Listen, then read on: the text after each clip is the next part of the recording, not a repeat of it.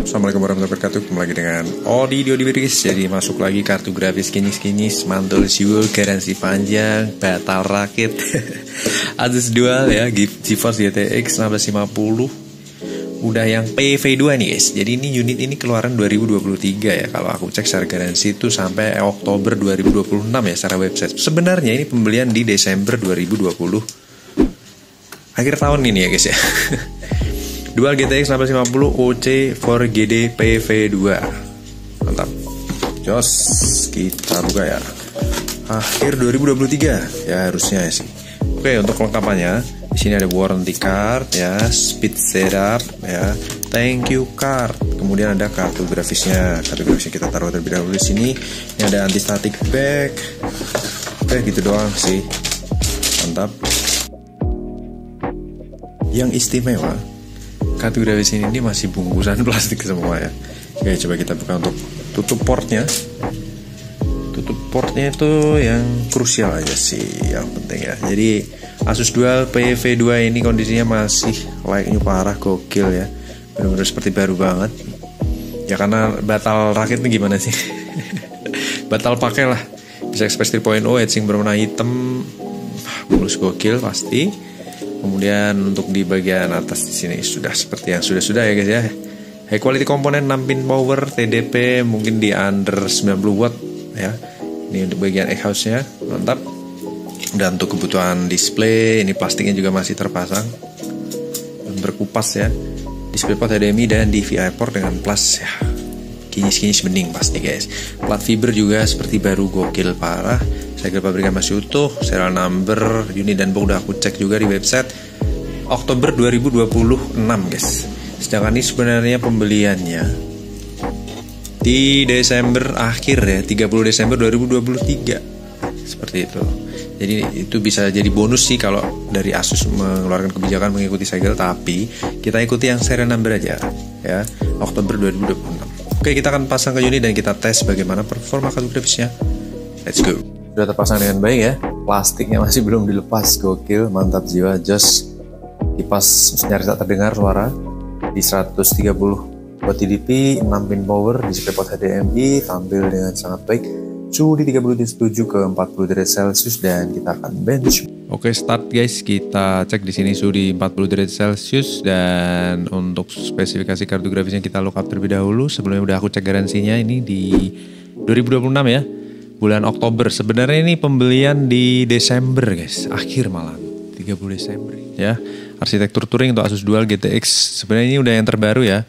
Jadi ada PV2 ya untuk spesifikasi kartu grafisnya. Arsitektur yang sama touring dengan 6600 juta transistor, DirectX-nya 12 ya. Kemudian encoder Gen 7, decoder Gen 4. TDP di maksimal sih nggak nyampe sih sebenarnya 90 watt, tapi kita akan tes nanti. Suggested power sampai 250 watt dengan 6 pin power, GDDR6 4GB ya. Langsung kita tes benchmark guys. Oke, kita running pakai Firestack di 1080p. Kita lihat di sini untuk kipas muter di 23%, semua rata dengan watt TDP di 12 sampai 25 watt. Idle-nya saat ini posisi 24 watt, suhunya di 41, sekian derajat Celcius. Nyaris tak terdengar, bener-bener gak ada suara guys, mantap. Jadi ini overall bodinya masih plastikan guys, bodinya masih plastikan, unitnya bener-bener masih lagnya parah pokoknya, lagnya parah, gokil. Oke, kita start untuk ngejalanin benchmark ya. 44 derajat Celcius starting di 40-an fps juga, load di 98% usage, temperatur naik ke 50-an. Kita lihat untuk wattmeter 180-an guys, mantap juga.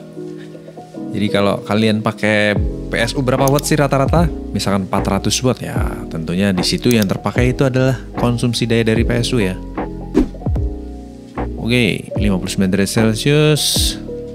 Ya, di luar seperti monitor dan teman-teman itu pun sudah tertancap di situ guys. Jadi kalau pure PSU doang sebenarnya nggak mungkin nyampe yang tertera di wattmeter. Seperti itu. Oke, kita lanjut ke combine test ya. Jadi begini, wattmeter aku itu lari ke UPS. UPS aku itu ngangkat PSU, ngangkat monitor, ngangkat device-device yang lain seperti printer, audio dan lain sebagainya. Jadi logikanya Yang tertera di watt meter tuh all device gitulah ya, bahasa kasarnya seperti itu. Jadi kalau hanya untuk CPU aja itu tidak sebesar yang tertera di watt meter. Kurang lebih seperti itu ya guys ya. Tapi kalau kita lihat di sini, powernya tertera 74 watt, prosesor di 39 watt, jadi tinggal dijumlahin aja kurang lebih range segitulah ya. Jadi untuk yang tertera di watt meter tuh hanya sebagai acuan bahwa PSU kita tuh masih aman gitu loh. Kalau kita pakai 300 watt misalkan, di watt meter tertera di 180-an. Jadi kita masih punya spare banyak ya kan, masih aman. Bahkan untuk seri RTX pun ternyata masih sangat aman berjalan di 300 watt.